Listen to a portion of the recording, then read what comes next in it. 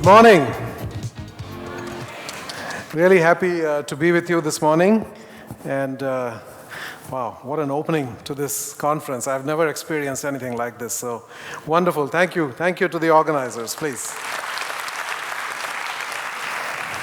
So what I'd like to do for you this morning is to set the stage, to sort of zoom out and look at the bigger picture as to why we're talking about this kind of thing today.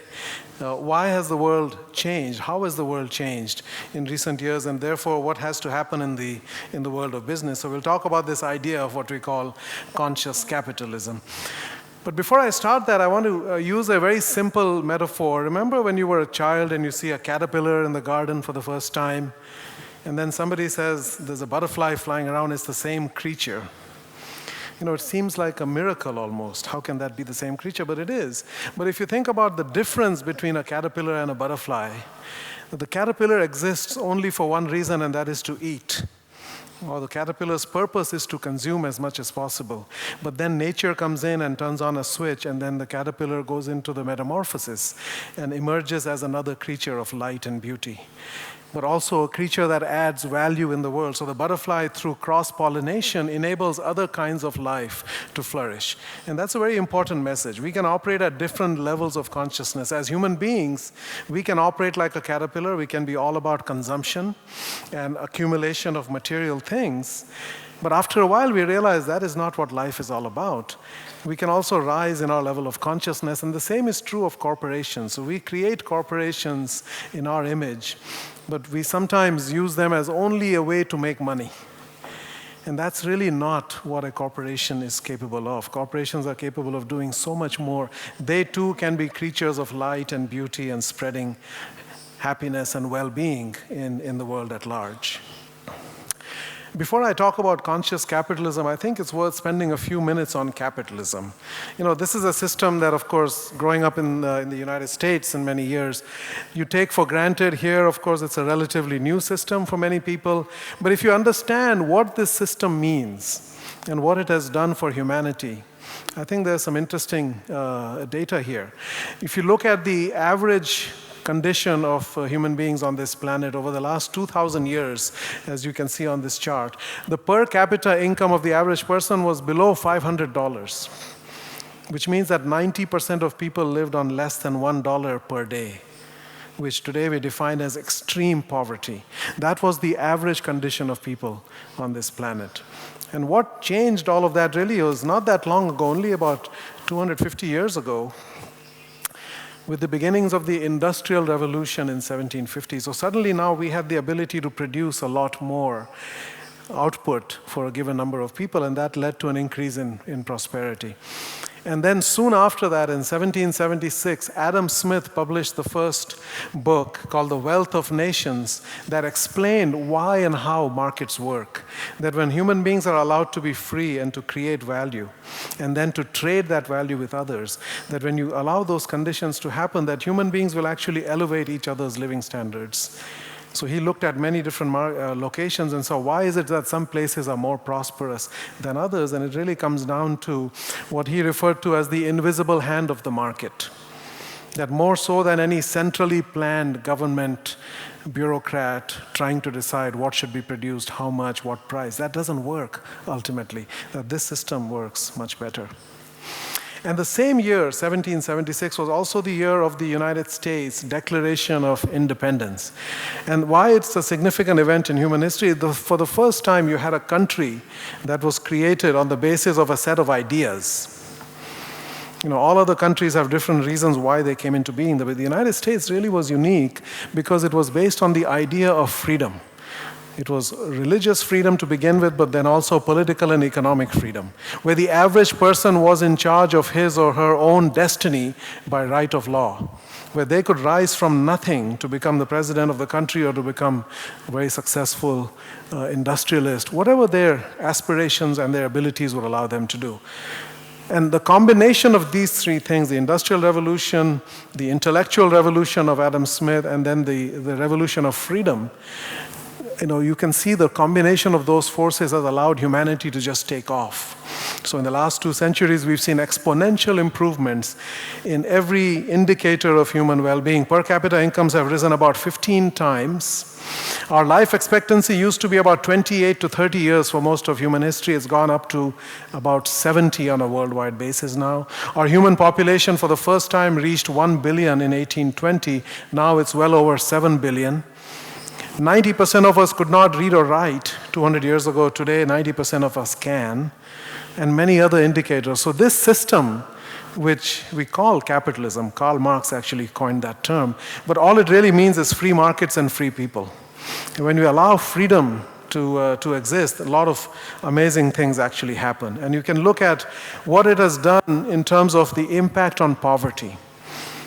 There's a belief that this makes some people rich and everybody else becomes even more poor. The reality is that as a consequence of this system, we now have about only 10 or 12% in the world that are living below $1.25 a day. Right? It used to be 90%.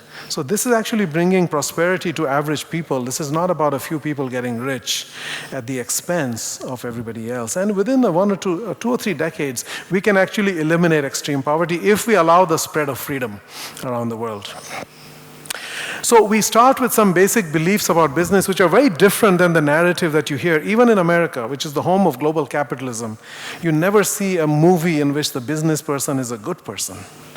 So there's a belief that business is based on selfishness, exploitation, and greed. But actually, we believe the real story about business is that it is fundamentally good because it is based on the creation of value. A business that does not create value does not survive. The market is very unforgiving that way. If you don't create value for customers, for employees, for suppliers, for communities, ultimately you will go out of business. Business is also ethical because it's based on voluntary exchange. All business can do is offer you a choice. It does not have coercive power. The government can put you in jail. The government can put you to death if you don't do what they believe is right. But businesses, all they can do is offer you choice. And if you voluntarily choose to exchange with a business, that means that you are better off. And so that makes what businesses do fundamentally ethical. But more than that, I think business is noble because if you think about all of those human beings living thousands of years at a subsistence level of existence, in other words, working 16, 18 hours a day just to stay alive, they were living almost an animalistic existence. They had no opportunity to explore the finer things, what it means to be a real human. The arts and the literature and all the kinds of things that we now are able to experience. There's an expression that this planet used to be molten lava, and today it sings opera, or it dances ballet, or it paints extraordinary. I mean, these are all things that human beings are able to do once they rise above a level of subsistence. And this is what this economic system has enabled. But finally, business is also heroic because it has lifted people out of poverty. Business is the institution that systematically and sustainably lifts people out of poverty. Governments, religious organizations, and nonprofits are all essential, and they all have a role to play, but they cannot lift people out of poverty. They can help in the short term, but ultimately it's a business that creates the value engine that allows society to move forward, that generates the taxes that can be used by government and the surpluses that can be donated to nonprofits, etc. And yet, despite all of this great value that has been created by this institution, the fact is that we're living at a time when worldwide the level of trust that people have in business is extremely low. So this is data from the United States over the last 40 years. You can see that there's a steady decline in the percentage of people who have confidence in big business, publicly traded corporations. It was down to 16% in 2009, the lowest it has ever been. The question is, why has this happened and does it matter? So first of all, it matters a lot because when people are cynical and distrustful in their work, they cannot be inspired. They cannot operate out of love and care. They cannot actually be innovative. We will not get new thinking. And we need that. In order for us to continue to progress on this planet, we have to have tremendous amounts of innovation. We cannot do the same things in the same ways that we have done in the past. And that simply doesn't happen when you're operating out of cynicism and fear and mistrust. So we need to look at why this has happened, and we need to reverse this. So the question of why has this happened? Fundamentally, the world has changed dramatically. And I'll talk about what has changed. Even in the last 20, 30 years, it has changed very significantly. And human beings have evolved. We are changing at a faster rate than we ever have in the past. But most of that change is inward. And the fact is that most businesses have not adapted to all of these changes. Businesses are still operating using an operating system that was created based on the industrial age, using the military as a metaphor for how to organize and run a corporation or an organization. And that has become very obsolete today. So what has changed? I'd like to take you back to one particular year, which actually most of you might remember quite clearly. 1989 was as significant a year in human history, I think, as any other year, even 1776. What happened in 1989? Of course, the big headline event of that year, the collapse of the Berlin Wall in November of that year, actually, the same month. And before that, in June of that year, we had Tiananmen Square, if you remember. And this was a spontaneous uprising of people that were craving for freedom, starting in China, but then, of course, in Germany, and then spreading throughout the rest of Europe and ultimately Soviet Union, etc. We saw, like dominoes, one after the other, countries that had operated using a particular way of being, now suddenly changing quite dramatically. So the defining debate of the 20th century between competing ideologies, between democracy and capitalism and free people, free markets, or between central ownership of assets, communism, socialism, etc., that debate was now fundamentally altered, because we pretty much have come to a conclusion that yes, some form of democracy and free market system is the way in which most societies now choose to organize. So it was a fundamental turning point. It was also the year we had the Exxon Valdez oil spill up in Alaska. And this was the birth of environmental consciousness on a broad scale, as like something that we had not seen for quite a while. It was also the year that there was the fatwa issued in Iran against Salman Rushdie by the Ayatollah, a death sentence because he wrote a book that was seen as blasphemous towards Islam. So in a way, it was a rise of religious fundamentalism as a force on the planet, stepping into this vacuum caused by the end of economic fundamentalism. But another interesting thing happened in 1989, especially in the United States. So for the first time, we had more adults over the age of 40 than below. Now, why is that significant? 40 actually marks the passage into midlife. You all heard of the midlife crisis. They joke a lot about that in the US. But fundamentally, there is a shift that happens in people when they reach midlife. They shift in their value system. So they start to think much more about meaning and purpose of life. They start to be much more concerned about others and interconnectedness. They start to be much more worried about their legacy and what kind of world they're creating and leaving behind for their children. So there's a fundamental shift away from material and self and towards transcendent values such as meaning and purpose. And this happens because the birth rate has been declining and life expectancy has been going up. And so this is a story that's actually true in about 100 plus countries around the world. In fact, Russia is very much further along because the birth rate here is much lower than 2.1, right? And life expectancies have been rising. So as I said, over 100 countries now have experienced this. In the US now, the median age of adults is 45. Western Europe, it's well into the high 40s. In Japan, it's well into the 50s. Right? So this is a worldwide phenomenon. When I was growing up in India, the birth rate used to be 6.5. Today, it's 2.5. So India also is going to go through this kind of phenomenon in the coming years. Okay, we're still in 1989. Something happened that year. This person invented a technology that has changed the lives of everybody in this room, and in fact, everybody on this planet. And yet, most people don't know who this is. This is the most anonymous, world-changing person we've ever had. This is Tim Berners-Lee, who invented the World Wide Web in 1989.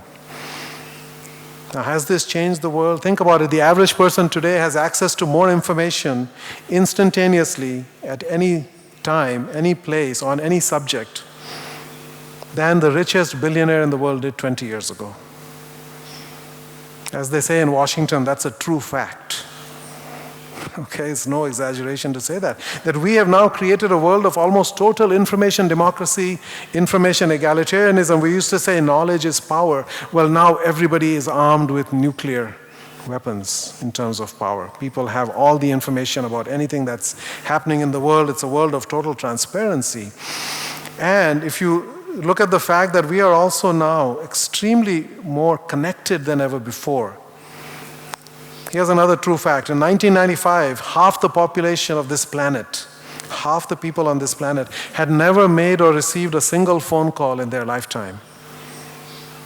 And today, there are more phone numbers than there are people. Homeless people in India have access to this technology. It used to be 1 out of 100 had a phone. There are now social media. Facebook has 1.2 billion members. So we have created now almost a shared central nervous system of all of humanity, where anything that is happening anywhere can be known and acted upon anywhere in the world. We can have meetups and flash mobs and all kinds of things that are enabled by this. Another change, which is less known, is that we're becoming more intelligent as a species. You know that human IQ, according to Flynn, who has uncovered this, human IQ has been rising at 3 to 4% a decade for the last 8 or so decades for which we have had data. Think about that, what that means. If you look at somebody today with an average IQ of 100 and you take them back to the year 1918, less than 100 years ago, they would be in the top 2% of intelligence. The average person today would be smarter than 98% of the people less than 100 years ago. That's a radical shift. It's a dramatic change. We used to say that you can fool some of the people all the time, and you can fool all of the people some of the time. Now you cannot fool anybody. People are smart, and it's a worldwide phenomenon. And somebody asked me, does that mean we're all getting smarter? I say, actually, no. What it means is our children are smarter than we are. Because when you're born, your IQ is fixed, but the next generation is significantly more intelligent. And think about how fast we are changing. I mean, evolution used to happen over thousands of years. Now it's happening over a matter of few years. We are radically changing our capacity. So that's our raw intelligence, but you combine that with access to higher education. 100 years ago, only 9% of Americans finished high school. Today, of course, 90% finish high school, 40% go to college. In South Korea now, about 75 to 80% of people go to college. So it's a dramatic change, access to higher education, and the impact is greatest for women. So it used to be that only 10-15% of those who went to college were women. Today in the US, 60% of college students are women, and it's even higher at the master's and PhD level. And they are getting much higher grades. So women are outperforming in all of those disciplines. So what that means is that every white-collar profession that requires advanced education will be dominated by women in years to come. The medical profession, legal profession, education profession, businesses, public service, all kinds of domains. You're starting to see now women rising in rapid numbers. And it is going to fundamentally alter this world. We are experiencing a rise of feminine values and the feminization of the culture in a way that we've never seen. For thousands of years, remember, human society has operated based on masculine values of domination, aggression, competition, winning, results at all costs. And now we're starting to shift towards relationships and nurturing and compassion and caring and win-win outcomes, which are traditionally considered so-called feminine attributes, but they're human attributes. But now they're all starting to become integrated. Think about the only women we saw in the world of leadership. We had hardly any women running companies 20 years ago. There was one in the Fortune 500. Now there are 21. IBM, DuPont, Kraft, etc. The only women we saw were in politics. So Margaret Thatcher in England, she was called the Iron Lady. We had Indira Gandhi in India. She was known as the only man in her cabinet. In fact, she was the only woman. We had Golda Meir in Israel. So the only way women could succeed was by being more tough than the toughest men. And today, that's not the case. Women are showing up as authentic leaders in their own right, and they're leading based upon the values that they, in fact, reflect. So this is related to the idea of, as I said, the rise of feminine values, which are now going to become mainstream values, and men will have to adapt to this as well. These are all inside, all of us have these, but we have to integrate them now in a way that we haven't had in the past. And finally, we are becoming more conscious. Now, what does this mean, to be conscious? At some level, it just means we are waking up. The human journey is one of continuously waking up more and more. So we used to see only what is in front of us when we were all about survival. Now as we evolve in consciousness, we can zoom out and we can see a bigger and bigger picture and see all of the consequences of our actions, and we can see how things are interconnected and interrelated. And once we start to see that, we also start to take responsibility for the consequences of our action, and we start to change our actions. You think about what we tolerated and accepted as human beings. As recently as 150 years ago, we had slavery as the law of the land in the United States, but also in many other countries. Right? Slavery has been part of the human condition on this planet in every civilization. And now we cannot imagine accepting that anymore. 100 years ago, no women had the right to vote. And today we cannot imagine that. Switzerland, 1971, women got the right to vote. And now they have more women in their government than they have men. 75 years ago, we still had colonialism, which is another form of slavery. India was a British colony, for example. And we cannot imagine that anymore. 50 years ago, the United States still had segregation, separation by race. Cannot imagine that. 30 years ago, there was still animal abuse and environmental degradation and child labor, all of which were acceptable. No more. 20 years ago, we had apartheid in South Africa. 3 years ago, we had don't ask, don't tell as a US policy towards gays. All of these are barriers that are falling one by one. And they will continue to fall. This is a journey that will never end. Human consciousness is only limited by time. I mean, ultimately, this approaching divinity. If you start to think about what does it mean to have higher consciousness. So the question really becomes, when so much has changed, when almost everything that we thought we knew turns out to be wrong, turns out to be, in fact, different today. As Lincoln said, the dogmas of the quiet past are inadequate to the stormy present. As our case is new, we must act anew. We must rethink everything, and nowhere is that more true than in the world of business. So what will it take for companies to flourish in the future? Fundamentally, they have to be aligned with all of these forces of change. All of these things that have happened have to be good for your business. Here's an example I'll use very quickly. Whole Foods is the largest natural and organic food retailer in the world. It's about a $14 billion company, Fortune 500. Started in 1978 as a company called Safer Way. Why Safer Way? Because there's a company in the US called Safeway, which is a food retailer. But they said, no, that's actually not safe. You don't need all those pesticides and artificial colors and other ingredients in your food. It's better to eat natural. It's better for your health. So their purpose, they have a higher purpose for reason for existing, is to educate people that it matters what you put into your body. It matters to your health, to the health of the food system, and the health of the planet. And that is what brings all of them together. That's why people have joined that company as employees, who come there as leaders, who shop there as customers, who welcome them into their community. Everybody believes in their purpose.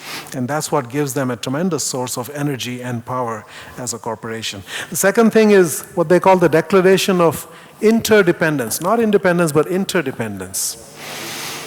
What that means is that we recognize that we are all part of an interconnected system of suppliers and customers and employees and farmers and communities and the environment and so forth, and that the well-being of all of them is tied up together. You cannot have a system in which you exploit some for the benefit of others, when you treat some as a means and others as an end. So when you recognize that a system is interdependent, that means you have to pay attention to the whole, not to just parts of it. So a traditional business would say, well, suppliers and employees are just a means to make money, right? And therefore, we don't need to worry about their well-being beyond their ability to do the work or do what it takes.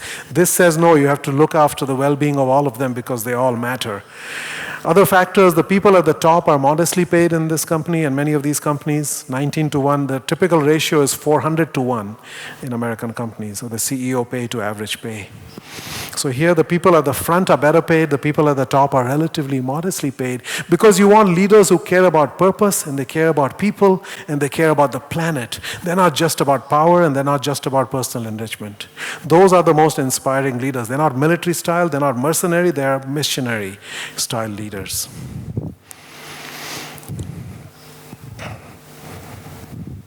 So Whole Foods is an example of what we call conscious capitalism. So the four principles of conscious capitalism, very simply, are higher purpose. Every business must have its own higher purpose, a reason for existing that goes beyond making money. You have to make money to survive, but that's not your reason for being. It's like saying that you need red blood cells in order to live, but the purpose of your life is not to produce red blood cells. The purpose of your life is something else. That is an enabler. Same thing with profits and business. Stakeholder integration, looking at all of the stakeholders simultaneously and creating a win-win-win-win-win for all of them, not looking at them as trade-offs, one to the other, and some as a means and some as an end. Conscious leaders who are about mentoring, motivating, developing, inspiring people. They're not carrots and sticks, and they're not command and control leaders.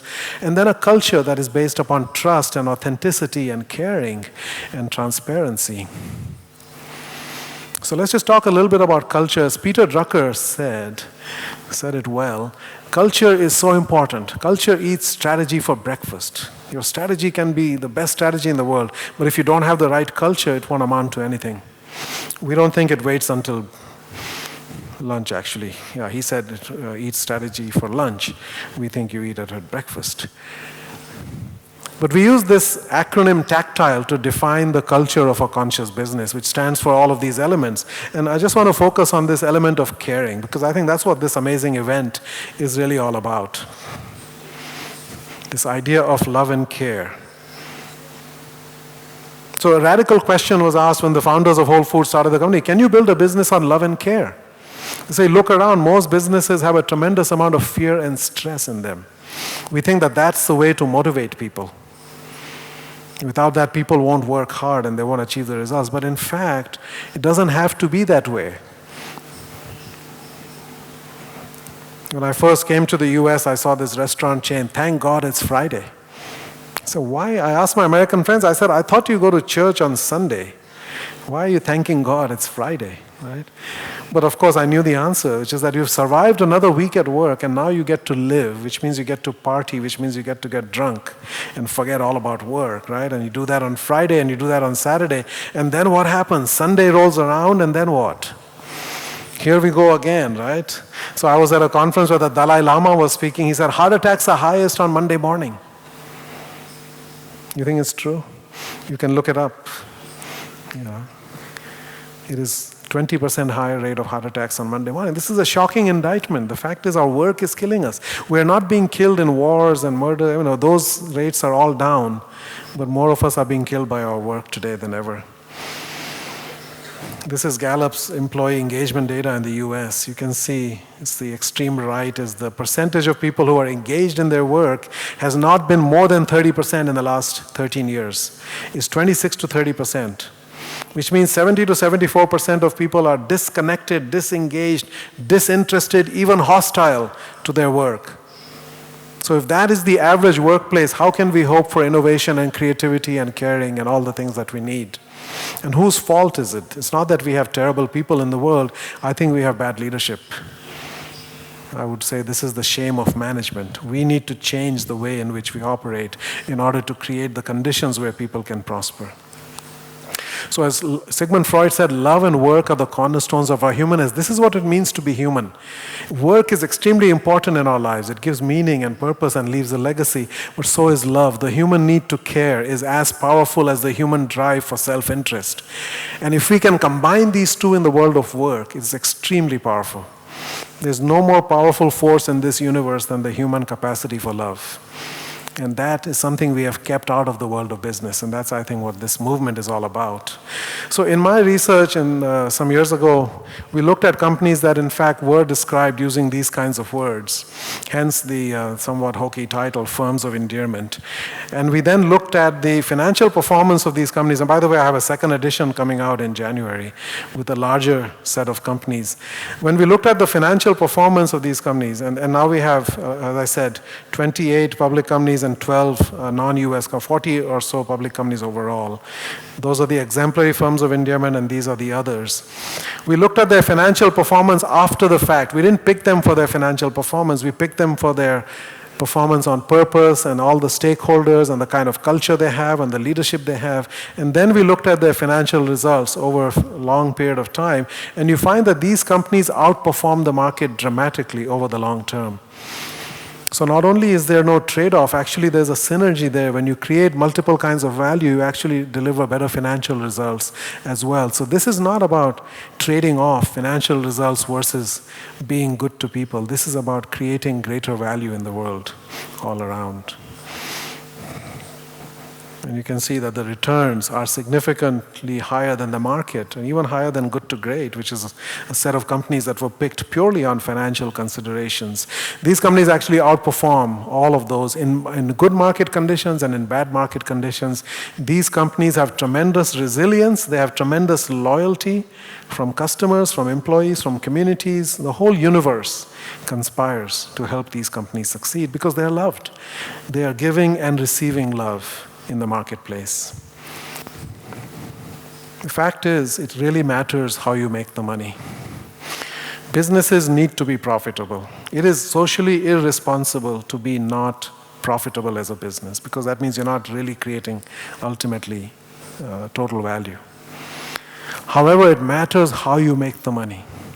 If you make the money by squeezing people and creating stress and fear and all of these negative conditions and environmental degradation and damage to the culture and so forth, that's really something we cannot afford. A business like that is more like a parasite. It's not really a value-creating thing. The fact is that we think of business in very narrow terms.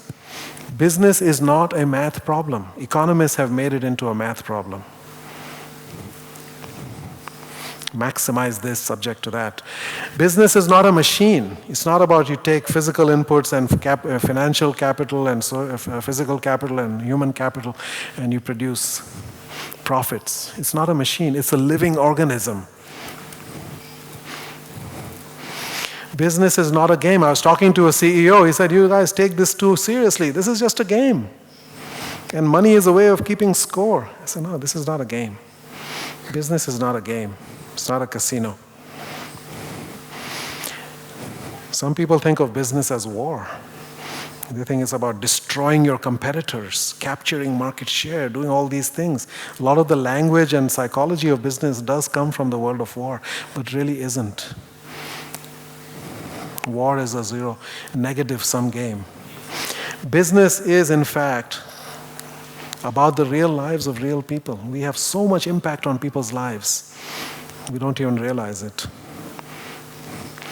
And it is maybe the most human thing that we do because of the multiple ways in which we touch people's lives as a result of a business. Not only our employees and our customers and our communities, but also their families and everybody else who they touch. All of that ultimately is impacted by our actions.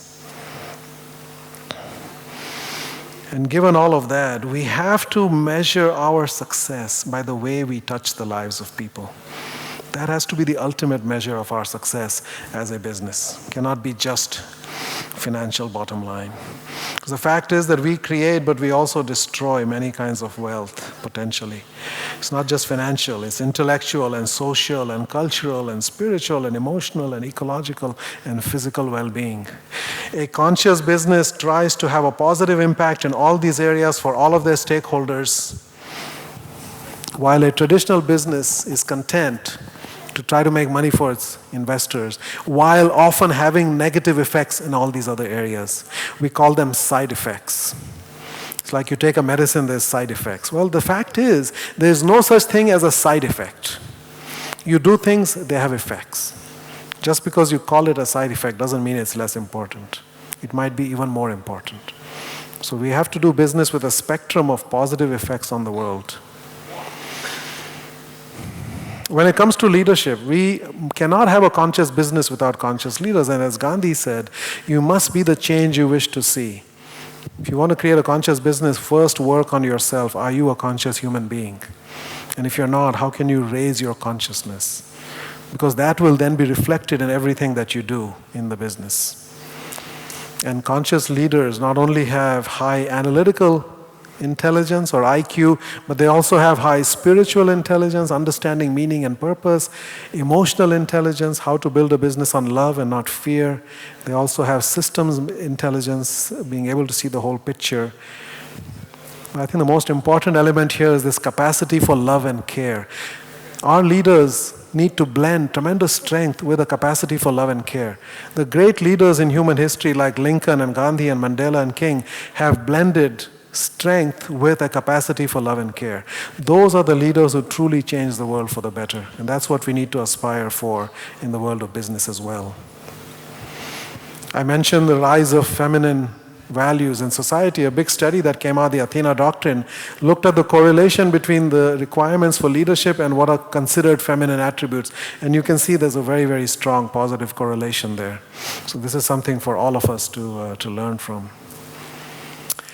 Finally, to conclude, if you look at what this picture is showing, it's showing this sense of separation of us versus them, of the rich versus the poor, of the 1% and the 99, or the CEOs and the employees, right? And saying there's a sense of complacency that says it's not my problem. I'm glad the hole is not in my end of the boat. The fact is we're all in the same boat. We are all connected. We're all interdependent. We may not realize that, but we are. We're all part of one system. We're all part of one planet. We're one species, one humanity. We're all connected. We think we can outsource our problems, send them to China or other places. The fact is it shows up in the environment everywhere. All of those challenges are shared challenges. To conclude, humanity is one spirit. Our natural resources are finite. We know that. We've always known that, but now we're becoming even more conscious of it. But our inner resources, what's inside us, is infinite. The one unlimited resource on this planet is human ingenuity, human creativity, human caring, human compassion. I work with this Korean steel company. At the entrance to their steel plant, it says, resources are limited, creativity is unlimited. And that is our salvation going forward.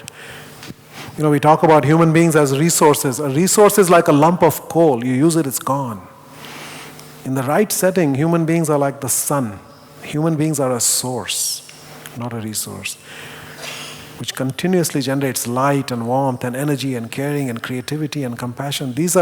Human beings are the most powerful form of renewable energy this planet has ever had. And yet, just like the atom, most of that energy and that power remains locked up until we figure out how to liberate it. And that's what this journey is about, of running a conscious, aware, awake business based upon a higher purpose, based upon love and care for all stakeholders. Those are the conditions in which human beings open up and they flourish. And then they give extraordinary gifts. But we have no time to waste. As Martin Luther King said, there's an urgency of now, the fierce urgency of now. Our challenges are great. So we have a tremendous opportunity. Those of us who are alive today have the opportunity to lead the most meaningful lives that human beings have ever led on this planet. Our challenges are great. There are 7 billion of us heading to 9 billion. We have crises on every front. But so is our consciousness of those challenges, and so is our ability to do something about them. But what it will take is for all of us to elevate our consciousness and to create conscious organizations which reflect all of the values that we've talked about. Okay, thank you very much. This is the new book. They're the old books. And that's our website. Thank you very much.